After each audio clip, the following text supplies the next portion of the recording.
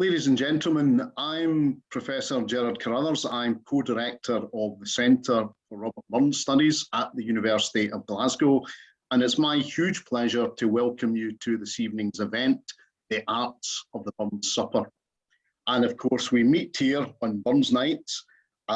We are involved in a global phenomenon, the Buns Supper, Buns Night. But today's event marks the end of a 2-year project here at Glasgow, researching the history of bun suppers and mapping the phenomenon in the 21st century.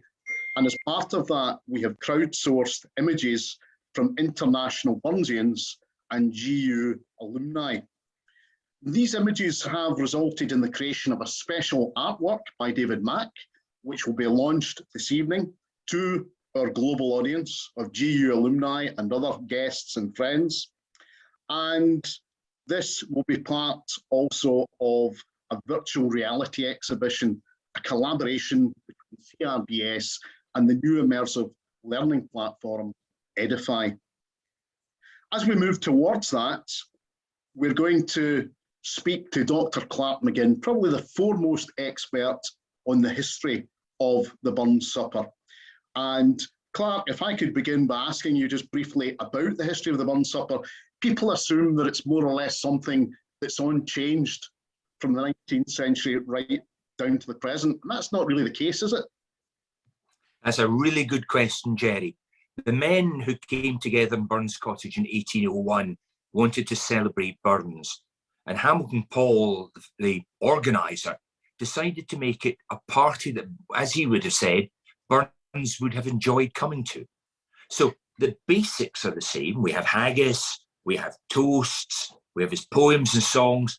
Above all, we have the conviviality of friendship. But as time goes on, things change, like our society changes. It adapts and modifies and comes to the Burns Supper we have today.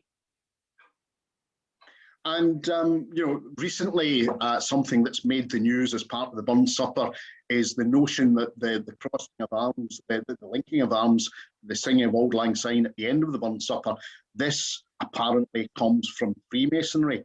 Could you say a wee bit about the Freemasonic contribution to the formation of the Buns Supper historically? Yeah, of course. Yeah, as I think Paul will talk later, yeah, Burns was an incredibly clubbable, convivial man. But the Freemasons were a very important part of his life. Yeah, he joined aged 21. He was still a Freemason at his death in Dumfries, and he was elected to honorary membership by 4 lodges. That's an incredible achievement, yeah, for an ordinary man. But Buns Suppers are not just for Freemasons, though, are they? No, absolutely right. You've got to remember that although the first 9 men were all Freemasons, they were also friends and patrons and lovers of Burns. The Freemasonry gives like the warp of the fabric. And what Hamilton Paul did was the weft of Burns. So you have the structures, and it's similar to the work that Rona Brown has done in the Cape Club. There was a lot of convivial, clubbable dinners in Scotland at that time, but Hamilton Paul took it and then added Burns's DNA into the tartan. And that's why it works. Changes as we change as society, but it still would be the same thing. If Provost John Ballantyne turned up tonight at the Buns Supper I'm about to do, he'd say, that's a bit different, but it's the same. Thanks. And talking of Rona, we'll bring in Dr. Rona Brown. Something that is threaded through most Buns Suppers, as well as song, are poems. We might talk a wee bit about Tua Haggis, which we'll hear later being recited by Clark. And could you speak a wee bit about its significance for the Buns Supper? Yeah, so of course, as this audience will well know, I'm sure, Buns's poetry and song are really central pillars in the structure of the traditional Buns Supper. One key aspect, just before I come to the haggis, is the Selkirk Grace, which is usually begun by the chairperson at the start of the supper and is recited communally. Buns's grace, essentially, to begin the feast, thanking God that we hae meat and we can eat. So as this opening recitation suggests, much of the poetry and song that is used in the Buns supper is about food, conviviality, friendship. And the key poem on that topic is addressed to Haggis, that you're going to hear performed so ably by our colleague, Dr. Clark McGinn, just shortly, celebrating great chieftain of the pudding race over French ragout or fricassee would make her spew. And of course, it's a kind of half jokey, but half serious representation of the patriotism, nationalism of food, pride in Scotland, Scottish culture, but also a celebration of the rustic Haggis fed, the Scotsman who is almost unconquerable as a hero. As Buns says, the trembling earth resounds his tread. So it's about Scottish culture and food and friendship and pride, really. And as well as food, of course, we have the crucial element of drink. And if Buns to a large extent invents the iconic element of Scottish food, in some ways, he also in his poetry invents the iconic item in Scottish drink, doesn't he? Yeah, absolutely. And Scotch drink is often performed in Buns suppers along with other favourites like Tam o' Shanter, the Twa Dugs, To a Mouse, To a Louse. These are all poems that I think show different sides of Buns, show different sides of him as a performer, but also the different performances of the reciters in the Buns supper itself. But Scotch drink alongside To Haggis is clearly, these are the two icons of the Buns supper, Haggis and whiskey, gang together. So I hope people are getting hungry and indeed drouthy at this point. And given what both Clark and Rona have been saying about the smorgasbord, the movable smorgasbord to some extent, of the elements of the Buns supper, tonight our virtual Buns supper exercise involves, as I've mentioned already, a new artwork by David Mach. And if I could bring in David to have a word or two about that. David, we'll see your fine artwork later in a specific context. How important are the themes explored in the Buns Supper project for your conception of the collage of your artwork? Well, I mean, they were overwhelmingly important. I mean, it's an interesting thing. I hardly really know anything about Buns, but I know enough I recognise things that people would recognise across the world. You know, it kind of it comes out you that I think I know about the Tea Moose and I know the Selkirk Grace and all these kind of things, and you kind of pick that up as you go along. And to try and get that into an artwork and actually celebrate all the things you've just been talking about. All that conviviality, all that chat, and all that flirting, all that being charming, all that telling tall tales, all that being Scottish, you know, all that fun, all that those brave Scottish guys that we've been talking about too. You want to try and get that all in there because we're immensely proud of all these things as Scots. You can't help yourself, and it's great. But I'm going to a Buns night tonight with some Syrian guys from Damascus. They've invited me to their Buns night. I can't wait to get there to be way more Scottish than I necessarily need to be. You know? So truly cosmopolitan, and clearly an inspiration to you. So David, we'll hear more from you later when we unveil the collage. Want to move on to speak to our Edify rep, Fergus, before we hear from Dr. Pauline Mackay and Dr. Paul Mulgrady to take us through virtual reality. But before we do that, Fergus Bruce, Director of Education Partnerships, is here to tell us about Edify's technology. Fergus, can you tell us a little bit about what we're about to see, please? Absolutely, thanks, Jerry. Yeah, as you say, we're about to join Pauline and Paul in Edify. Edify is an immersive learning platform that uses virtual reality to enable users to learn without limits. So it does that by removing the kind of physical and temporal restrictions that are traditionally around teaching formats, and by letting users go anywhere and do anything. So the context for this is that 18 months ago, Pauline answered a call that we put out, which asked academics and teachers worldwide what they would do if they could go anywhere and do anything. And she suggested that we take Burns beyond reality. And exactly a year ago tonight, we did just that. So we're delighted to be back with some of the great collaborators from CBRS and the University of Glasgow and some new ones. to use some of those superpowers that VR offers to celebrate Burns Night, but also, as you say, the art of Robert Burns in this fantastic piece by David.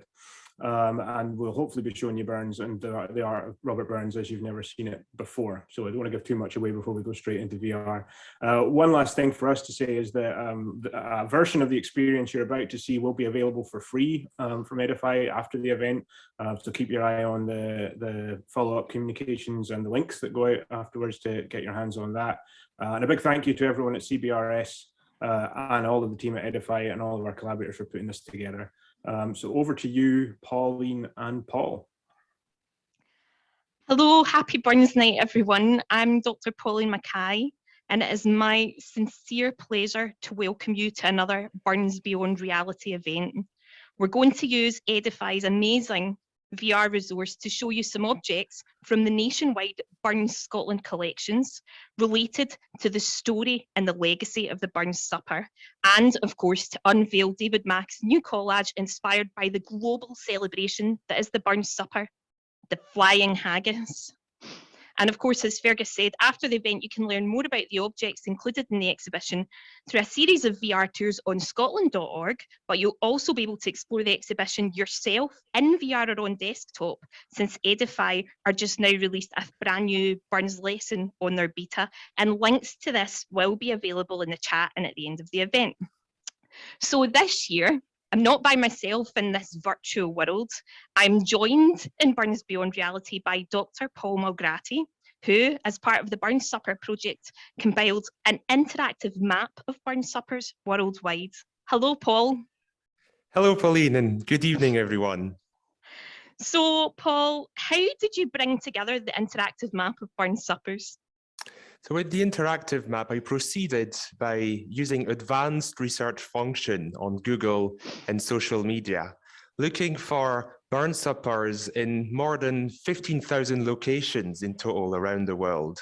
And this was a slow burning process, but it yielded impressive results in the end, because when we published the Burns Supper map last year, it featured more than 2,500 events across more than 140 countries, so spanning all 6 continents. So yeah, that's quite a big spread we got in the end.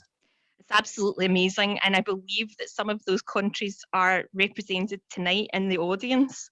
So were there any highlights or surprises during the course of your research? Yes, certainly, Pauline. I think the most surprising thing really is the sheer diversity of places and contexts in which you can find Burns Suppers, right from the North Pole to Antarctica, from the top of Kilimanjaro to the Saudi desert to the Ural Mountains in Russia, or every city in North America. And this diversity is also reflected in the number of multicultural Burns Suppers around the world. Just to mention one example, there is a Chinese-Canadian Burns night in Vancouver called Gung Haggis Fat Choi, and that features haggis wonton dumplings as part of its menu. Quite a treat, really.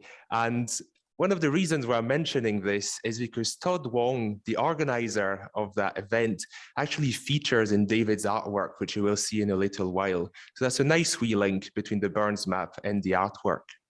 Absolutely. And so the Burns Supper in the 21st century, truly a global and multicultural phenomenon. So Paul, would you like to start off our tour of the exhibition with some special items that tell us a little bit about the origins of the Burns Supper? Certainly, Pauline. And I think a good place for us to start is the year 1780, when Burns was only 21 years old. He co-founded the Tarbolton Bachelors Club, a debating club for all professed lovers of the female sex to convene at night, have food and drink, and share lofty philosophical chats. This anecdote is important because it reminds us that Burns was fully immersed in the 18th century culture of enlightened sociability, where from social clubs to Masonic lodges and tea tables, it was fashionable to blend table culture with intellectual matters. And Burns loved this kind of conviviality so much that after he created the Bachelors Club, he also joined the Freemasons, a fashionable grouping for free thinkers like Burns at the time. And here next to me is Burns's very own Masonic tankard, currently held at the Burns Museum in Dumfries. And this jug is a fit reminder of this culture of social drinking, conviviality, and spirituality as it was enjoyed by Burns and fellow Masons.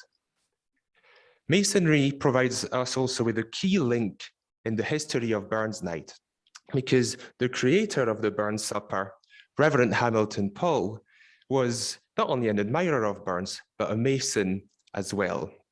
And I'm now going to change camera just to tell you more about that first Burns Night. So the first Burns Night, as Clark mentioned, took place in July 1801, 5 years exactly after the death of the poet.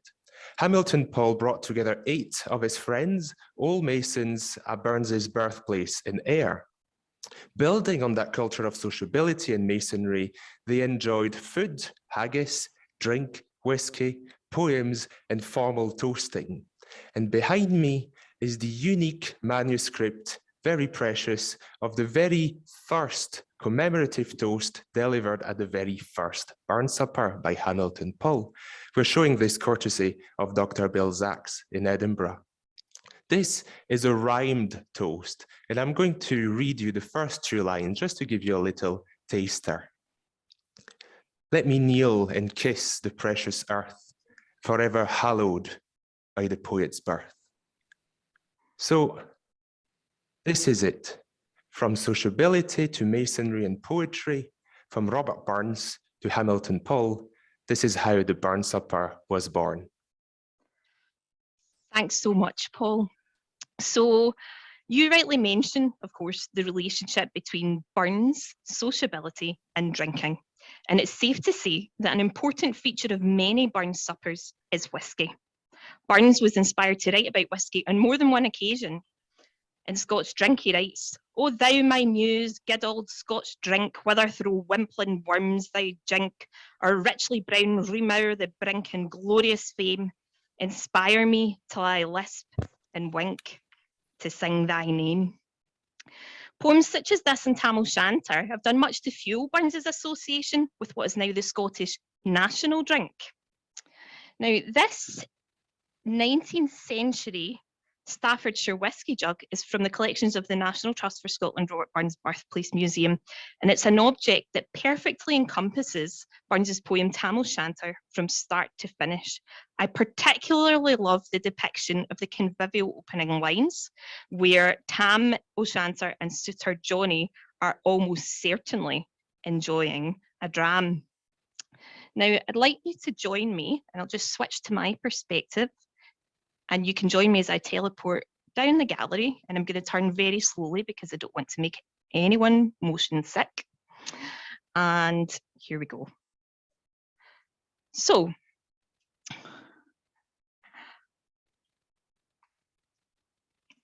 Burns's association with whiskey through poetry and the drink's status as a staple of the Burns Supper ritual, which features multiple toasts, has done much to nationalise and indeed globalise the famous Scottish drink. It's little wonder then that canny distillers have produced Burns branded products. This, of course, is a fine single malt whisky from the Isle of Arran distillery just across the water from Burns's native Ayrshire. And the image on the bottle is of the iconic Alexander Naismith portrait of Burns, which you can see in the Scottish National Portrait Gallery. And actually, it's just on the wall behind me as well. Of course, it's not compulsory to drink whisky at a Burns supper. Some people enjoy a nip of iron brew. But another indicator of Burns's iconic global status occurs on a very famous soft drink, because in 2009, Coca-Cola produced this commemorative bottle for the 250th anniversary of Burns's birth. Burns is the only person ever to appear on a bottle of Coca-Cola. And if that is not proof of his iconic global status, I do not know what is. Moving on, let's think about food. Of course, a key part of any Burns supper is the haggis. We heard about this from Rona. To a Haggis is perhaps the most famous poem ever written about food in the history of world literature. It's the key element of Burns Night, one which was present at the very first Burns supper in 1801. I'm just going to jump behind my camera to show you a very special book, because this is from the University of Glasgow's Archives and Special Collections, and it is indeed Burns's Edinburgh edition of poems, chiefly in the Scottish dialect, published in 1787. And To a Haggis appears in this. It's its first appearance in Burns's collected works. There we go. And there's the title page for you. Now, this is a very famous mock elegy, and it's Burns's artful, comic homage to honest, hearty, rustic Scottish food. But tonight, we're not going to read about it. We're going to watch it being performed. And we have a very special treat today, because we have a brand new performance of To a Haggis by Dr. Clark McGinn, a world-renowned expert in the Burns supper, as we heard earlier. But Clark has led toasts to Burns across the globe, and he stands behind the spectacular Burns supper table created by Timorous Species in 2009, which you can visit at Burns House in Mauchline. But let's hear from Clark.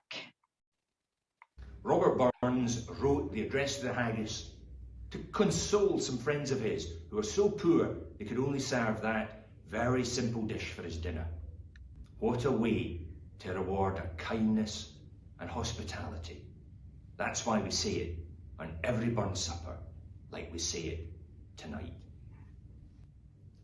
Fair for your honest, sonsy face, great chieftain of puddin' race. Aboon them all ye tak your place, page, tripe or thern. Will ye worthy of a grace, as lang's my arm. The groaning trencher there ye fill, your hardies like a distant hill. Your pin would help to mend a mill in time of need, while through your pores the dews distill like amber bead.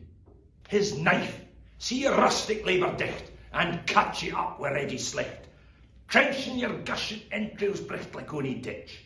Then oh, what a glorious sight, warm, reeking, rich. Then horn for horn they stretch and strive, till tak the hen must on they drive, till all their wheel slap kites belie are bent like drums. Then young good man mayst like to rive, bethank it hums. Is there, or is French ragout, or olio that would stow a sou, or fricassee would make a spew a perfect scunner? Look down, with sneering scornful view and sick a dinner. Poor wretch, see him out his trash, as feckless as a withered rash, his spindle shank a mere whip lash, his neve a nit. Through bloody floods are field to dash, ach how unfit. But mark the rustic, haggis fed, the trembling earth resounds his tread, clapped in his wally nave a blade o' market whistle, and legs and arms and heats will sned, like taps aft thistle. Ye powers, wha mak mankind your care, and dish them up their bill of fare. All Scotland wants nae skinking ware that jops and luggies, but if ye wish her grateful prayer, gie her a haggis.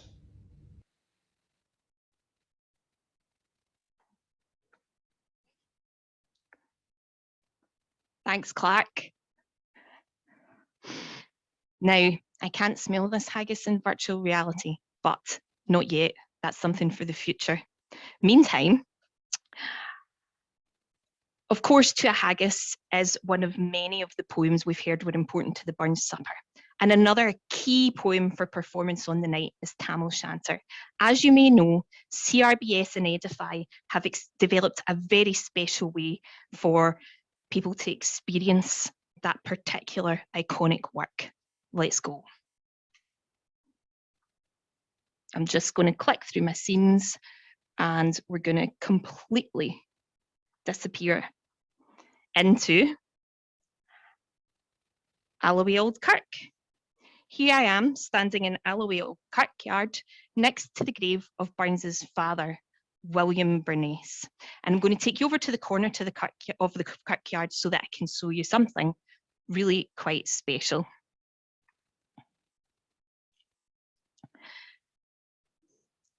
Now, as I've said, this is exactly how the Kirk appears in the 21st century, but we wanted to be able to travel back in time and to experience it in a couple of different ways that were really important for a full understanding of Burns's poem. Again, I'm just going to jump behind the camera, and if I could ask you just to take a good look at the Kirk, pay attention to it, because in a moment we're about to step back in time and it's going to transform. Here, of course, is the Kirk as it would have appeared in the 18th century, and it's been created with a very close reference to an important historical document, and it's this book provided courtesy of the University of Glasgow's Special Collections, and this is Francis Gross's Antiquities of Scotland, published in 1791. And it was the prospect of the Kirk's inclusion in this book that prompted Burns to write Tam O'Shanter. Let's take a look. I'll just pull this closer, and you'll see there Tam O'Shanter is one of the longest and most famous footnotes of old time. I nearly said of Auld Lang Syne there, but yeah, probably the same thing. And if I just move it back and turn it round, you'll see just how faithfully this has been recreated in our virtual environment. But what are CRBS and Edify seeking to do with this? Really, what we want to do is to create an environment where we can demonstrate the magic that happens when location, objects and texts collide in the creation of an iconic cultural memory, in this case, Robert Burns's.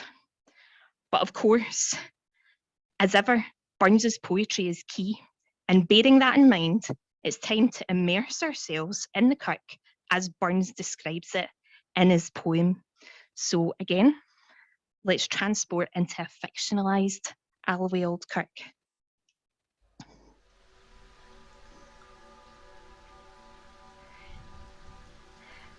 This environment is resplendent in the imagery and onomatopoeia, or sound effects, of Burns's poem. The lightnings flash from pole to pole, near and more near the thunders roll, when glimmering through the goning trees, Kirk Alloway seemed in a blaze. Through ilka bore the beams were glancing, and loud resounded mirth and dancing. Now take a walk with me into this haunted and most famous of Scottish buildings. Again, we'll move quite slowly. And we'll teleport across the kirkyard, past William Bernays' grave, Burns's father's, around the side of the building. And as we enter the kirk, you'll see just how faithfully we've recreated Burns's imagery. Open coffins, axes, swords, the cutting imagery from the poem. And of course, up above me are the ominous rafters of the kirk, from which so many relics and objects would be crafted in the years following Burns's composition of the poem. But now it's time for the main event, and so I'm going to rejoin you back in the 21st century in just a moment.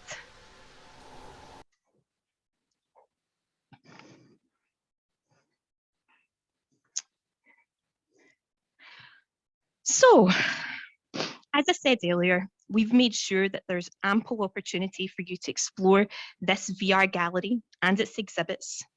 But now it's the moment we've all been waiting for. All of the themes, all of the poems we've mentioned in tonight's exhibition are present in this magnificent centrepiece. A brand new collage by David Mach, celebrating the global celebration that is the Burns Supper. And so it gives me great pleasure to unveil the flying haggis.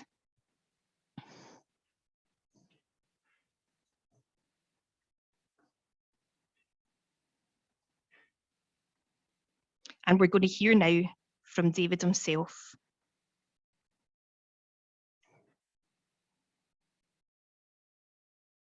And I've tried, as I've made this work, to make it as active as possible. So you're not looking at anything stiff. You're looking at a bunch of people looking at an action that's happening in this room. Imagine you're videoing this thing. What I'm looking at now, the finished collage, is the video on pause. So we have everybody looking at in a particular direction, and that's quite hard because the photographs that I was given to use, everybody's staring straight at the camera. Nobody's looking straight at the camera now. They're all looking at the horse and what's going on over there. There's no noise to the thing, but you would imagine if you press play again, the racket would be incredible because everybody would be excited. So the spirit of Burns is very much alive. The spirit of the poetry is in there. You can't hear words again being spoken, but there's an intent on everybody's face. So again, we're at Burns, but we're also about being Scottish. So you've got all this Scottish stuff going on in there, you know? So there's a guy, a central character, sort of seeming to hurl the haggis, the tatties and neeps into the air, or it's an accident, he slipped or something like that. And it's flying through the air. And you're waiting for the crash bang wallop of that thing to hit the ground, but nobody's unhappy about it. They're all enjoying themselves. They're all of the same spirit. They're together in this thing, and they come from all over the place. And I know for a fact that a lot of the people I use in the photographs were from a lot of different parts of the world, and that's a thing about Burns. Again, it reaches out and touches everybody. So you're covering a kind of multitude of territories and geographies and nationalities and looks and styles, and put that all in one thing. I mean, one of the things I really wanted to make sure that happened in this college is that this looks like a party, an event that Robert Burns would be happy to be at. That's a really important part of the thing. They all look as if somehow they're participating in the same thing at the same time. You're not in charge of that. Making this college is the weirdest thing. It's as if I'm sitting in the back of a horse, facing the wrong direction, shouting out instructions to myself as I go along. The college is leading me, telling me what to do. It's a very odd set of circumstances making a college like that. So, everyone, The Flying Haggis by David Mach. We are absolutely delighted to unveil what we consider a really, really important work celebrating the global phenomenon that is Robert Burns in the 21st century.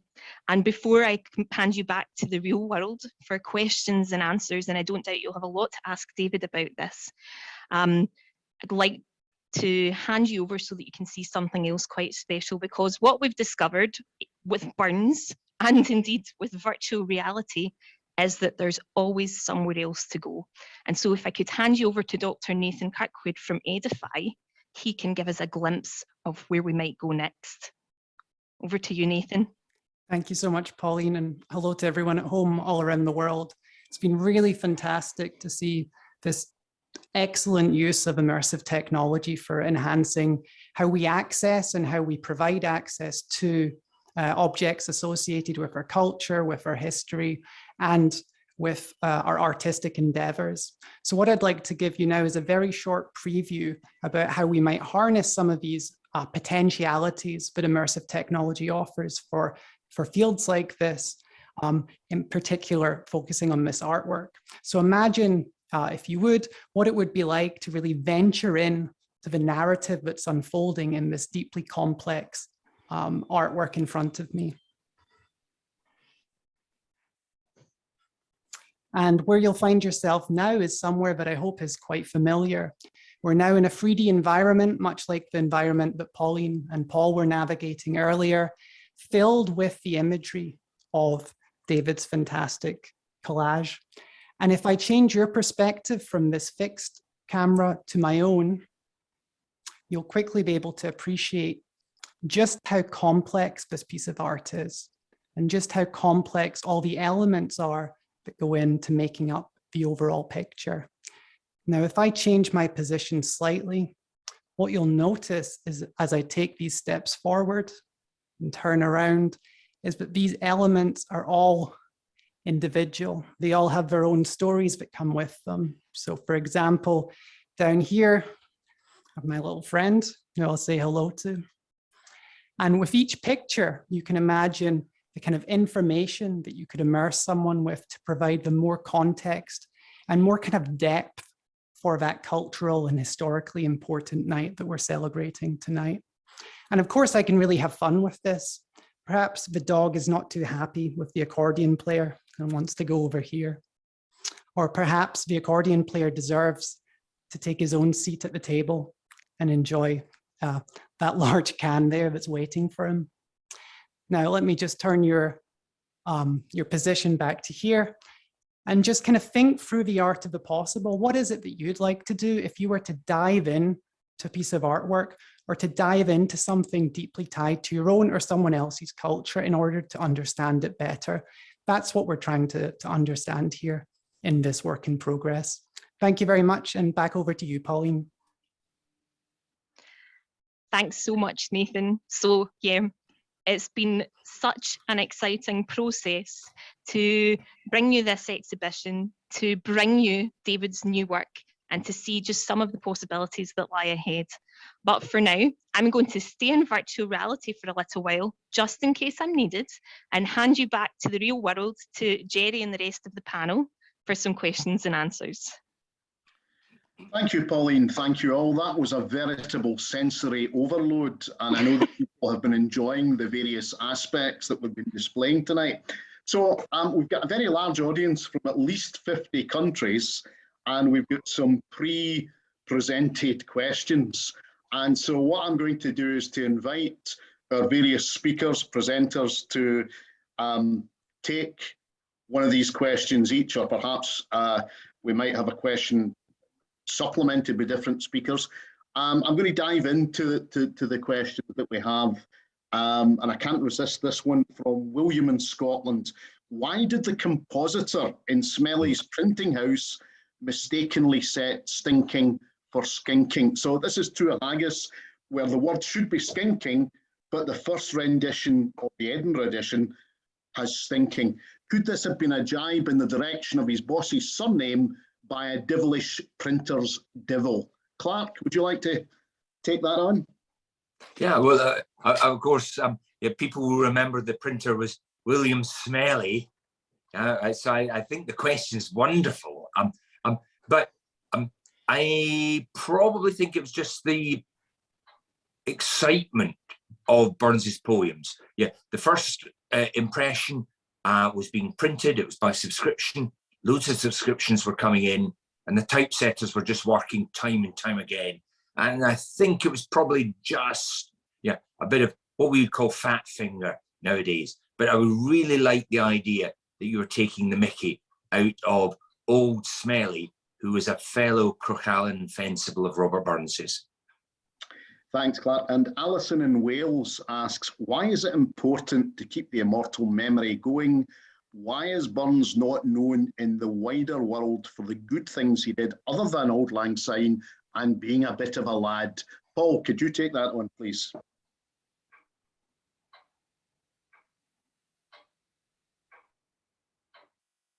We don't seem to have sound for you, Paul.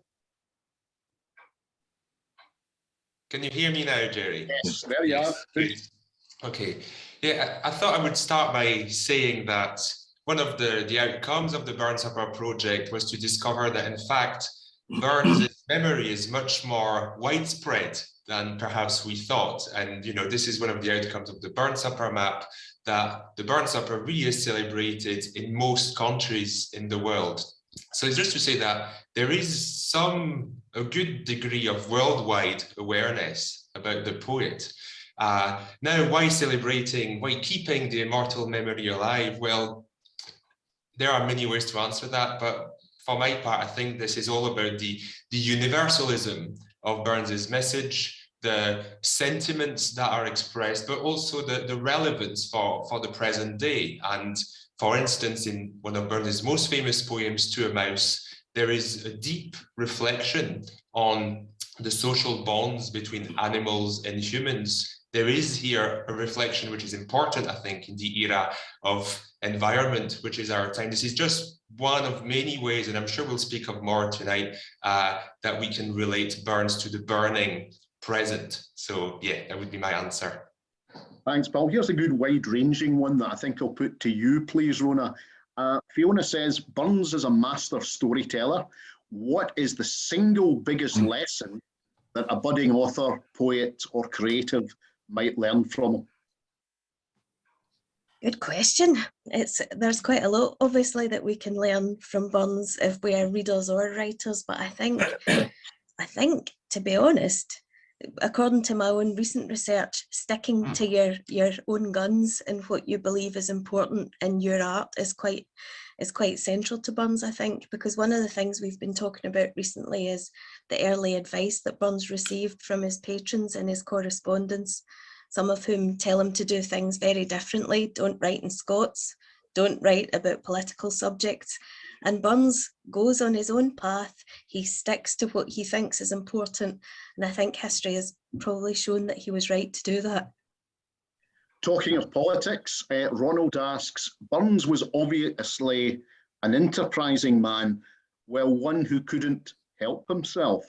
And these characteristics are partly why he remains popular. And the question is, like Boris Johnson? Pauline? Sorry. Is Burns like Boris Johnson? Burns knew how many kids he had. So, of course, yeah, well, we know that Burns had at least 12 children with at least 5 women. However, Burns knows categorically, in my opinion, nothing like Boris Johnson. That sounds fairly definitive, I would say. Yeah, absolutely. I really don't think we should encourage that comparison at all. But thank you, Ronald, for the question.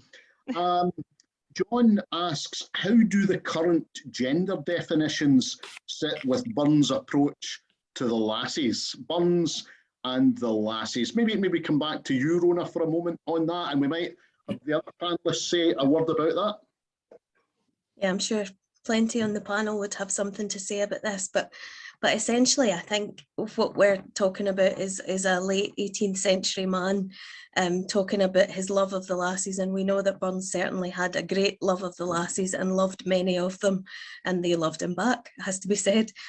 So I think in a sense it's about appreciating Burns in his own context and hearing his own context in terms of culture, debates, discourse, etc., etc. So I'm not fond of the toast to the lassies in the Buns supper, I have to say, but I think it's certainly a part of the Bunsian world and part of the Buns supper experience, that exploration of Buns's relationships. Paul, could you say something about gender, please? Yes, it's true that, yeah, I mean, I think Rona's point really is the key takeaway point on that question, that context is the most important thing, and we need to understand Burns in his 18th century context. But I should also say that there is writing by Burns which really takes almost a forward look to the condition of women he had around him. There's a poem in particular, The Jolly Beggars, where you have that figure of a very sexually liberated woman, which in the tradition of poetry, of traditionally patriarchal poetry, perhaps that runs through the century, you know, there is that kind of scornful view of the liberated woman sexually. But in Burns, there is no judgment in that poem, no judgment at all. I invite people to have a look at The Jolly Beggars if they're interested in that question. And indeed, yes, there is an appreciation of working women sexuality from Robert Burns in the 18th century, which certainly is something that was pretty forward for the time from the poet. Thanks, Paul. Anne asks a question that I would like to pick up and redirect, if I may. Anne asks how she can get a status update and how to support the Ellis Land Farm project. Ellis land, of course, is where Auld Lang Syne was composed. Well, Anne, can I say to you, please, we have an event tomorrow night, which you can find easily on the web, and there will be some exciting revelations there. Coming back to the Buns Supper in general, Grace asks, has the Buns Supper become too middle class, too formal? Is there a case instead for a Buns night out with just a group of lovers of buns sitting in a, I've misread that for a moment as Buns' lovers, but it's lovers of buns sitting in a pub or someone's house, singing along to his songs and reciting his poems? Surely that goes on already, Clark. Yep. Jerry, I absolutely right. Obviously, like everything Victorian times, the Buns Supper became very formal. But the time I noticed, because I've spoken about Buns a lot, in 2006, I published my book, The Ultimate Buns Supper Book, exactly on this thesis. There's not one way to do a Buns Supper. This book was descriptive, sorry, not prescriptive. And I think so long as you have a haggis or ordinary food, Burns's poems and songs, and a toast to Burns, then you meet his requirements. Yeah, Hamilton Paul did what he did in his milieu, which is Burns Cottage with 18th century Scottish gentlemen. Yeah, you can do it in a bus shelter in Bathgate with a haggis supper takeaway and a bottle of Buckfast, probably. But you can do a Burns Supper the way you want. And just think, Burns engaged socially with all sorts of different people, from the highest in society to the jolly beggars that Paul was talking about. So the Burns Supper can do that too. Here's a question about what we might call the afterlife of the poet. Graham asks, to what extent can items relating to Robert Burns, which were produced after his death, reveal information about the man and his legacy? And I think where we would start with that question, answering it, would be to say that these items produced after his death are part of a kind of legacy. Pauline, could you comment on that? Absolutely. I think, the appetite for material culture associated with Burns after his death was phenomenal. In the years following his death, of course, literary tourism became a big thing, and the Victorians, they would move around Burns locations. They would maybe take little souvenirs, pieces of wood, stones. Manufacturers quickly cottoned on to this. Before we know it, we have all manner of Burns souvenirs, some reliquware made from the wood of, for example, the rafters of Alloway Kirk. And we see this build into a huge operation, not only in the UK, but abroad. We have potteries in Germany creating Burns whiskey jugs, for example. And actually what we see is that in some cases, and this was evidenced by the Robert Burns Inventing Tradition and Securing Memory project.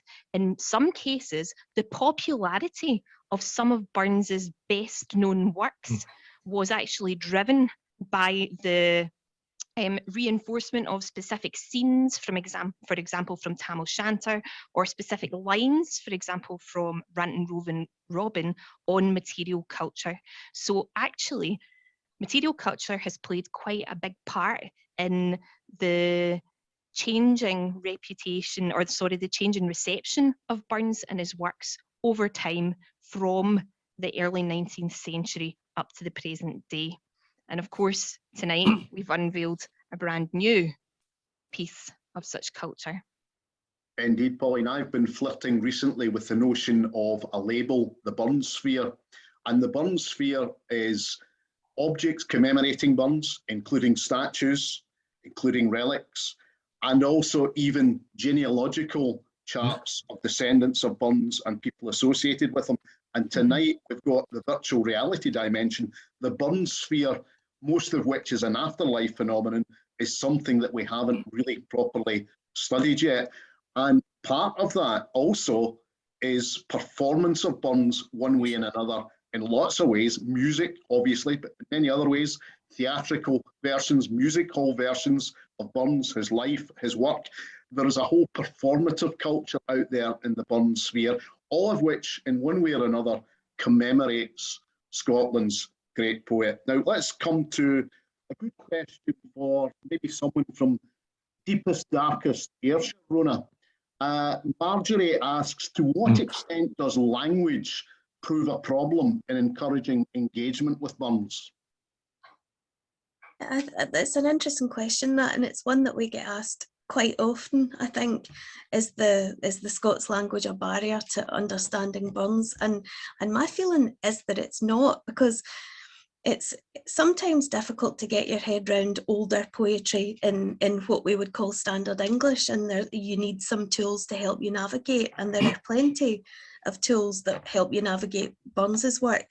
He provides them himself. He's got a pretty good glossary in his editions, but we've got great resources now to help us navigate that Scots language, like the Dictionary of the Scots Language, which is freely available online, incorporates a whole load of different Scots languages. And so some old, some new, it's the most kind of up-to-date Scots language dictionary we've got. So if you're willing to have a bit of patience, I mean, as Jerry says, I grew up in deepest, darkest Ayrshire. We still talk like that where I live most of the time. But essentially, if you need the tools to navigate it, they're out there to be used. Now, here's a very interesting question, which brings up a very contemporary issue, very, very contemporary issue, which I think I'm going to put in my idea of the Bun sphere. And I would like to go around the various members of the panel and have them respond to Carol's question, which is, what can Buns teach us about dealing with pandemics? Paul, would you like to start on that while the others chew the thoughts?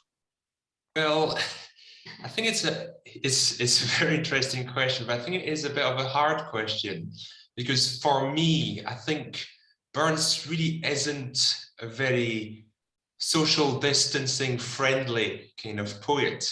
He is the poet of love, of physical contact, of lust, of, you know, having a dinner together, sitting at a table, singing together.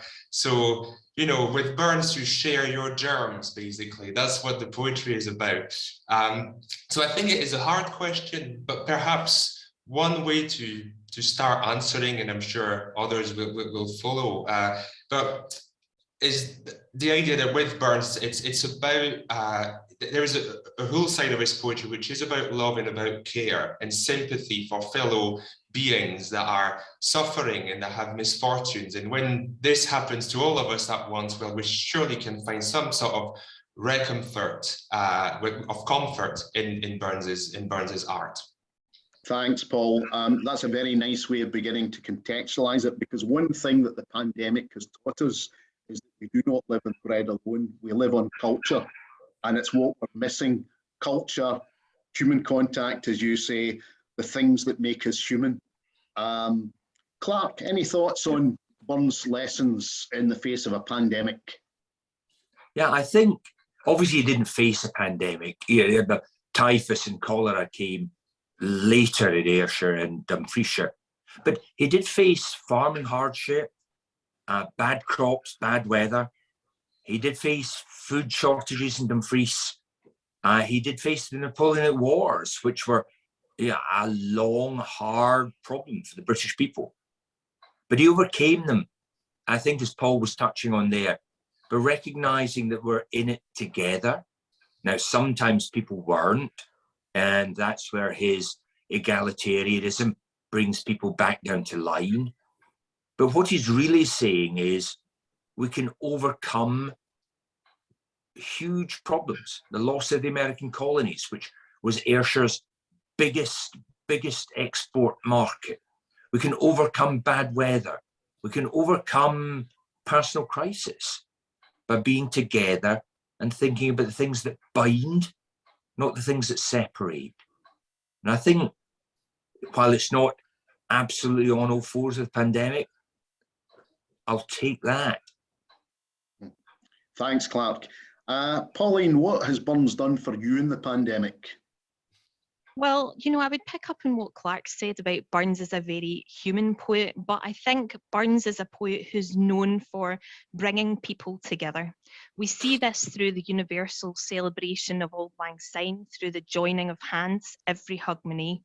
We saw it last January when large parts of the world were in lockdown, and yet people found ever more innovative and exciting ways to come together online to celebrate Robert Burns. And I think that what that showed is that whatever the case, people are inspired by Burns to be together in any way that they can. And certainly that celebration and that vibrancy, particularly around last January, helped very many people to feel connected in a way that they otherwise wouldn't have. Here's a very brainy question from Francesca in Italy. Would it be possible to hear something about the images of Burns, how their circulation and mass commodification contributed to the fame and standing of the poet? Well, if I can just begin while the panelists are thinking, Francesca, the Burns Supper itself is part of the brand, is part of the image, and is an international, indeed global phenomenon. And what we are doing tonight is proof of that concept to some extent, proof of that brand without being too vulgar in commercial terms, something that is endlessly fascinating, endlessly to be reiterated, endlessly to go to another place, into virtual reality, for instance. So I'm going to invite the other panelists to pick up on images of Burns and spin that whatever way you want. How have the images of Burns contributed to the poet's fame? Clark? I think it's amazing. The first Burns Supper outside of the UK was in Bombay in 1810 to raise money for a statue in Edinburgh. Burns's figure is so important. George Thompson, his editor, wrote to Sir Walter Scott about that statue and said, what should we put on the base of the pedestal? And Scott, no mean slouch himself, just said, Burns and the dates. Everyone else knows everything else. Pauline, could you say a word here? So I think the thing that always fascinates me, and it relates to what I said about material culture, is the way that different things are reinforced in imagery about Burns and images.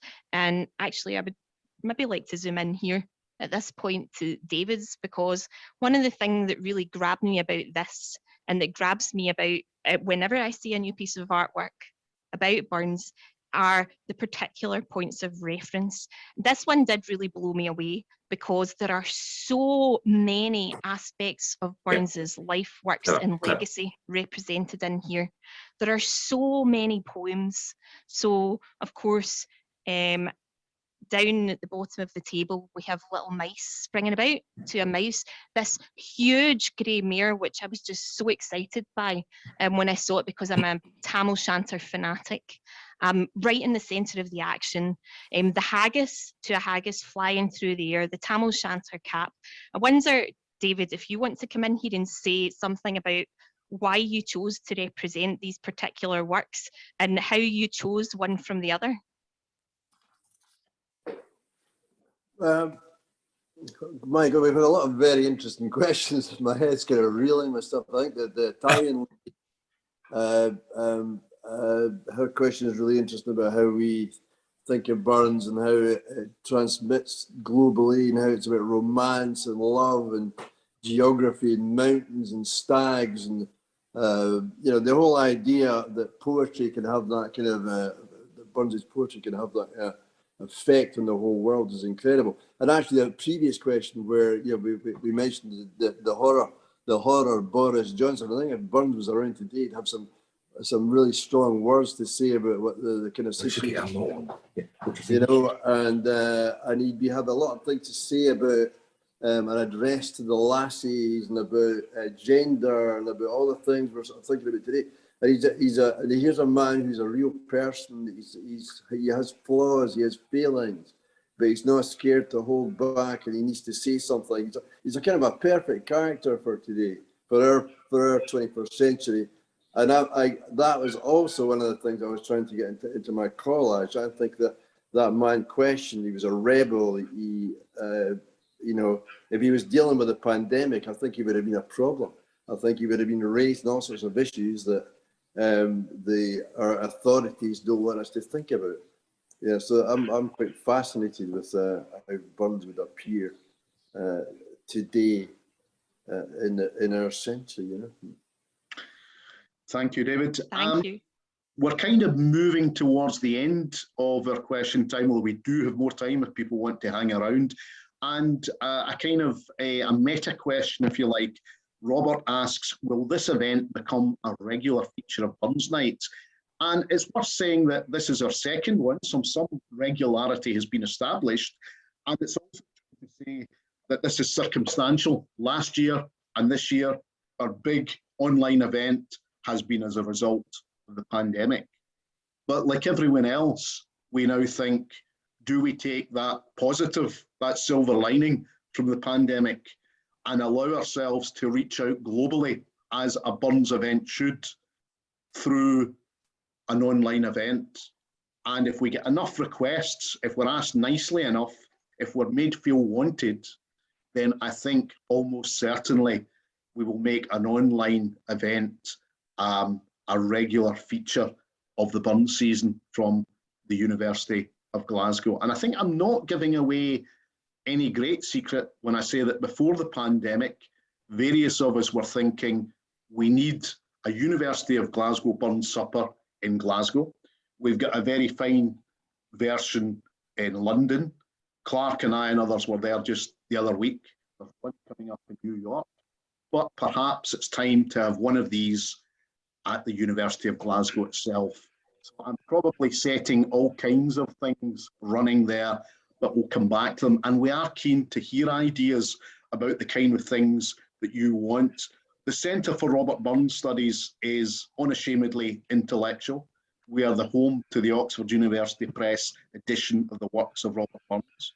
We're involved in a range of interdisciplinary projects, but we've always said that we want to speak to the many people out there interested in Burns and to have a dialogue. And so please do tell us about things that you might like to see and speak to us. There are some other questions that would take too long to answer, be too complicated. We can potentially return to these in future.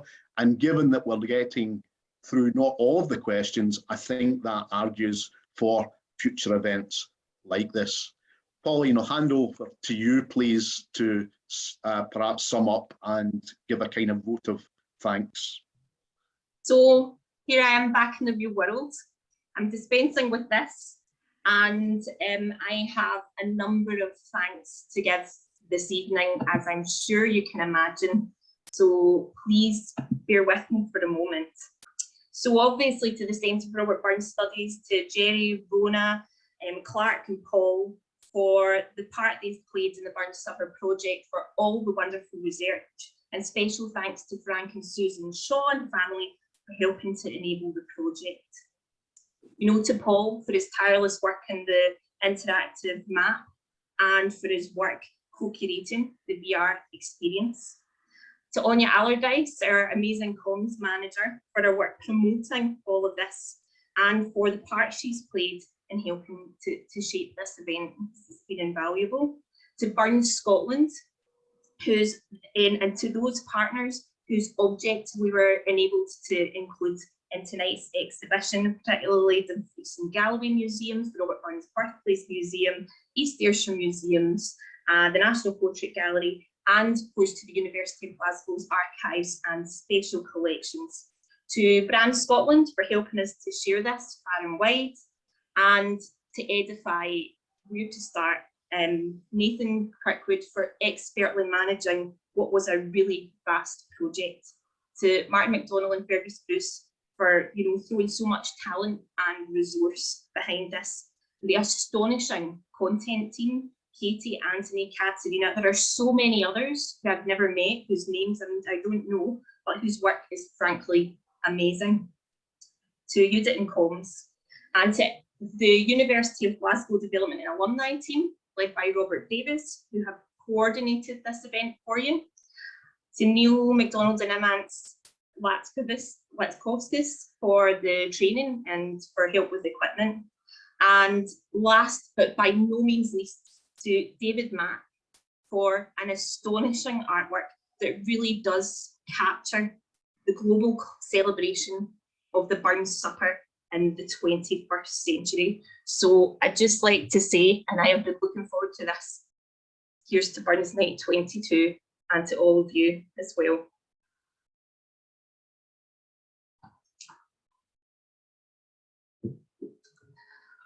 So over to you, Jerry. Just remains for me to say, enjoy the rest of the burn season and keep watching what we're doing at the Centre for Burn Studies. Please, we have a whole multitude of projects, and it's quite clear that a strong strand in the future is going to be the virtual reality approach that you've seen tonight. Yeah. Happy Burns Day, everyone. God bless you. Thank you, and please go over to the new Edify Beta and to scotland.org to watch some curated videos from the gallery. Thank you all. Good night. Should all the